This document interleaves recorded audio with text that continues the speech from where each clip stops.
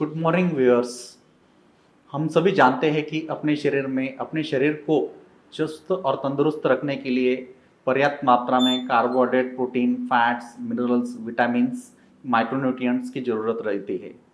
ऐसे ही एक important vitamin है अपने शरीर में, उसका नाम है विटामिन B12। क्या है विटामिन B12?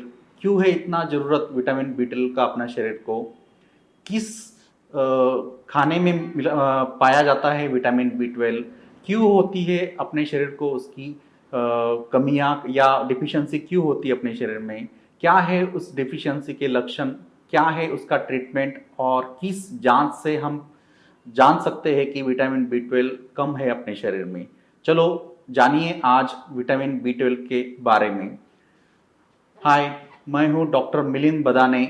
मैं पिछले 16 साल से न्यूट्रिशन में काम कर रहा हूँ। मैं पेडियाट्रिशियन हूँ और मैं पिछले 16 साल का मेरा अनुभव आपके साथ शेयर करना चाहता हूँ, जिससे आपको कौन से भी विटामिन की, मिनरल्स की, माइक्रोन्यूट्रिएंट्स की डिफिशिएंसी ना हो, और अगर हुई तो आप जान सके कि डिफिशिएंसी के लक्षण क्या है और उसका ट्रीटमेंट क्या है। चलो आज हम जाने विटामिन B12 के बारे में।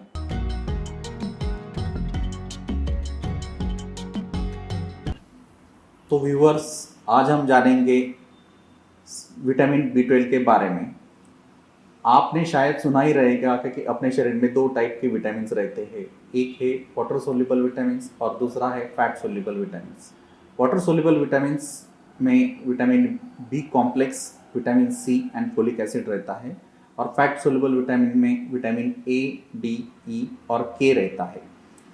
तो अपने शरीर में विटामिन B कॉम्प्लेक्स में से जो आखिरी और सबसे इम्पोर्टेंट विटामिन है B कॉम्प्लेक्स का, उसका नाम है साइनोकोबालामाइन, और हम लोग उसको B12 भी बोलते हैं।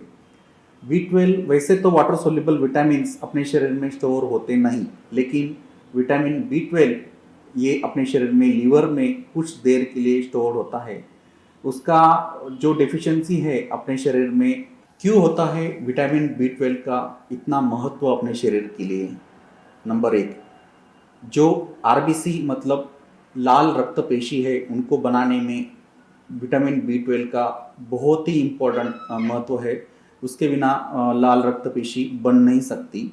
अगर विटामिन शरीर में नहीं है तो लाल रक्त पेशी डिफेक्टिव फॉर्म में तैयार होती है, उसको मेगालोब्लास्ट बोलते हैं। दूसरा महत्व विटामिन B12 का, अपना शरीर का जो मज्जा तंतु है या उसको नर्वस सिस्टम है, उसको बनाने में भी विटामिन B12 बहुत ही ज़्यादा इम्पोर्टेंट है। तो विटामिन B12 अपने शरीर में एब्सॉर्ब कैसे होता है? हम जो खाना खाते हैं उसमें से अगर विटामिन B12 रहा तो वो अगर पेट के अंदर गया तो पेट के अंदर मतलब स्टमक में पैराइटल सेल्स रहते हैं, वो इंट्रिंसिक फैक्टर सिक्रेट करते हैं, और इंट्रिंसिक फैक्टर अपना खाने में से B12 जो रहता है उसके साथ में कंबाइन होते हैं, और वो स्मॉल इंटेस्टाइन मतलब छोटे आंतड़े में जाके उधर वो एब्सॉर्ब होते हैं। और अगर शरीर में ये इसमें से किसका भी कमतरता रहा तो अपने को विटामिन B12 डिफिशियंसी का लक्षण अब हो सकता है लक्षण। तो पहला, अगर क्यों होता है विटामिन B12 का डिफिशियंसी? एक, खाने में अगर B12 का कमतरता रहा तो B12 डिफिशियंसी हो सकता है। कौन सा खाने में विटामिन B12 का कमतरता या कमी रहती है? जो वेजिटेरियन, प्योर वेजिटेरियन डाइट है, और जो लोग डेयरी प्रोडक्ट्स नहीं खाते या नॉनवेज नहीं खाते, उन लोगों में विटामिन B12 का डिफिशियंसी हो सकता है, क्योंकि उनको उनके खाने में ही नेचुरली ही विटामिन B12 कम रहता है। सेकंड, कौन से लोगों में विटामिन B12 कम सरता रहता है? जिस लोगों का पेट का ऑपरेशन हुआ हो, स्पेसिफिकली अगर आंतड़ों का और या स्टमक का ऑपरेशन हुआ हो, तो उनको भी विटामिन B12 डिफिशियंसी होने का चांसेस बहुत ज़्यादा रहता है। थर्ड, एक पर्निशियस एनीमिया एक रेयर एंटिटी है, जो इंट्रिंसिक फैक्टर और जिनमें अगर इंट्रिंसिक फैक्टर तैयार ही नहीं होता बॉडी के अंदर, तो उनको भी विटामिन B12 का डिफिशियंसी हो सकता है। तो ये 3-4 प्रमुख कारण हैं जिन लोगों में विटामिन B12 डिफिशियंसी हो सकता है। और चौथा, रेयर अगर कोई एंटासिड बहुत दिनों से ले रहा है, या कोई एंटीबायोटिक है, कोट्राइमेक्सोजोल एंटीबायोटिक है, या कोई एंटीबायोटिक पे ज़्यादा दिन से है, या कोई एंटी कैंसर ड्रग पे है, तो उन लोगों में भी अगर ज़्यादा दिन कुछ ऐसी दवाइयाँ है वो ज़्यादा दिन लिया तो उन लोगों में भी विटामिन B12 का डिफिशियंसी देखा गया है। तो क्या होते हैं विटामिन B12 डिफिशियंसी के या साइनोकोबालामाइन डिफिशियंसी के लक्षण? एक, याददाश्त कम होना। दो, हाथों में जबान में पीलापन आना या अपनी जो चमड़ी है उसको पीलापन आना।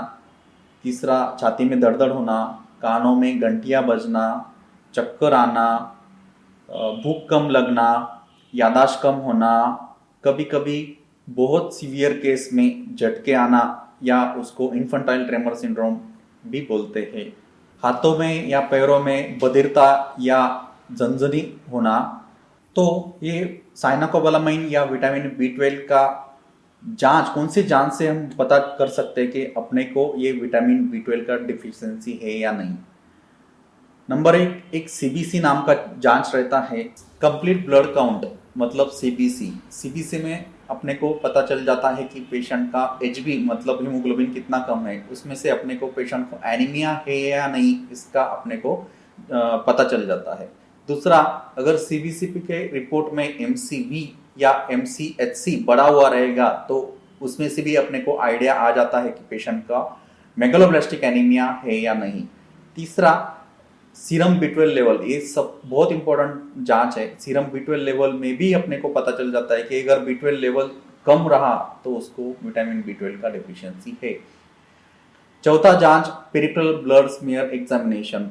पेरिफेरल ब्लड स्मीयर एग्जामिनेशन में अगर RBC मतलब लाल रक्त पेशियों का शेप अगर बड़ा हुआ रहेगा, उसको मेगालोब्लास्ट बोलते हैं, तो उसमें भी अपने को पता चल जाता है कि पेशेंट को B12 डिफिशियंसी है या नहीं। ये 4 जांच बहुत इंपॉर्टेंट है। तो आगे हम देखेंगे कि इसका ट्रीटमेंट क्या है।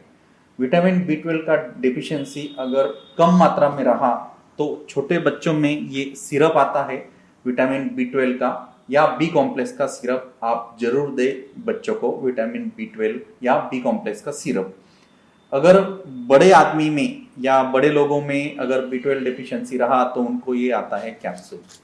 ये मार्केट में फ्रीली अवेलेबल है, इनका सेवन आप कर सकते हैं। ये विटामिन B12 अगर कमी अगर कम मात्रा में रही तो। अगर विटामिन B12 की कमी अगर ज़्यादा मात्रा में रही या बहुत ज़्यादा डिफिशियंसी रही पेशेंट को, तो ये आता है स्ट्रिप्स। ये B12 स्ट्रिप्स बोलते हैं उसको।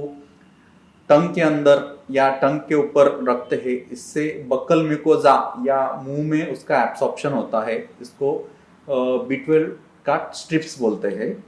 दूसरा रहता है ये स्प्रे। ये B12 का स्प्रे रहता है ये, लेकिन ये डॉक्टर के सलाह या एडवाइस से ही ये आप ले। ये स्प्रे नेजल स्प्रे रहता है, इसका ये स्प्रे ऐसा नाक के अंदर इसको स्प्रे करते हैं। ये रोज नहीं करते, ये आपको डॉक्टर जो बोलेंगे उसी दिन आपको ये स्प्रे करने का है, लेकिन आपको जस्ट मालूम चाहिए कि ये B12 का स्प्रे नेजल स्प्रे रहता है। अगर बहुत ज़्यादा डिफिशियंसी रहा और पेशेंट को अगर झटके आ रहे हैं B12 डिफिशियंसी के, या उसका याददाश्त कम हो रहा है, या बहुत ज़्यादा विटामिन B12 के लक्षण कमी के लक्षण है, तो उसको इंजेक्शन रहता है। इसको विटामिन B12 का इंजेक्शन भी बोलते हैं। इसको भी आप डॉक्टर के एडवाइस से ही ले। तो ये सब विटामिन B12 का ट्रीटमेंट है। मांसाहार और डेयरी प्रोडक्ट में विटामिन B12 भरपूर मात्रा में पाया जाता है, लेकिन जो लोग मांसाहार या नहीं करते या प्योर वेजिटेरियन हैं या डेयरी प्रोडक्ट भी नहीं खाते, तो उनको विटामिन B12 का कमी हो सकता है। उन लोगों में मैं आपको एडवाइस देता हूँ कि जो प्योर वेजिटेरियन लोग हैं और जो डेयरी प्रोडक्ट कम खाते हैं, तो उनको ये विटामिन B12 का सप्लीमेंट रेगुलरली लेना चाहिए, जिससे आप में विटामिन B12 का डिफिशियंसी ना हो। लास्ट वीडियो में हमने विटामिन B12 एंड इसका मैन्युफैक्चरेशन क्लिनिकल फीचर्स के बारे में देखा। आज हम प्रैक्टिकली देखेंगे कि विटामिन B12 डिफिशियंसी क्लिनिकली कैसे देखते हैं। मैंने लास्ट वीडियो में बताया था कि विटामिन B12 डिफिशियंसी क्लिनिकली नकल पिगमेंटेशन रहता है पेशेंट्स को। ये देखो, एक क्लासिकल नकल पिगमेंटेशन है, ये नकल्स और पैर का भी देख सकते हैं आप, क्लासिकली ब्लैकनिंग ऑफ नकल्स, उसको नकल पिगमेंटेशन बोलते हैं। और पेशेंट को सीवियर पैलर है, पैलर भी देख सकते हैं आप। ये क्लासिकल B12 डिफिशियंसी है। और लास्ट वीडियो में हमने डिस्कस किया था कि B12 is the only vitamin, water soluble vitamin which is stored in the liver. लेकिन फिर भी इसका डिफिशियंसी ये कम एज में क्यों दिखते हैं?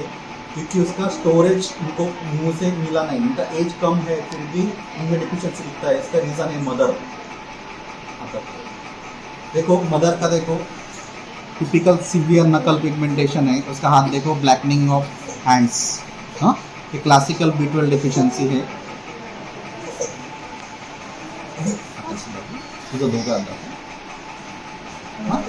This is classical blackening of knuckles और classically seen in vitamin B12 deficiency.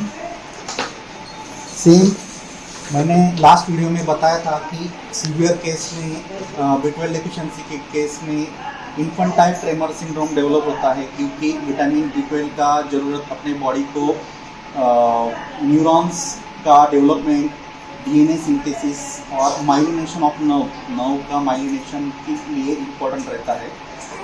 Same ये ITS का पेशेंट है। ITS मतलब infantile tremor syndrome. Severe case में अगर ज़्यादा बैड रहा पेशेंट, उसको B12 नहीं मिला, तो ये इन्फेंटाइल ट्रेमर सिंड्रोम डेवलप होता है। देखो ये अभी क्लासिकल नहीं दिख रहा है, लेकिन क्लासिकल पेशेंट का लास्ट वीडियो मैंने डाला था, आप देख लेना। ये भी ये typical lip smacking and involuntary movement of hand ये रहता है क्लासिकली। आप मदर का हैंड भी देख सकते हैं, सरल तो सरल। देखो टिपिकल नकल पिगमेंटेशन है मदर को, उसकी वजह से बेबी अगर ब्रेस्ट फीड भी रहा, अगर बेबी को नेचुरली उसको विटामिन B12 दूध में से नहीं मिलता, इसकी वजह से इन्फेंटाइल ट्रेमर सिंड्रोम ये अर्ली एज में डेवलप हो सकता है। ये थर्ड पेशेंट है, क्लासिकल B12 डिफिशियंसी। देखो सीवियर नकल पिगमेंटेशन, ब्लैकनिंग पाउडर। ये तो और भी ज़्यादा B12 वो ज़्यादा है इसमें, ज़्यादा को खाता है इससे। अब मदर को दोनों भी है, B12 एंड आयरन डिफिशियंसी भी है। नेक्स्ट वीडियो हम आयरन डिफिशियंसी पे करेंगे।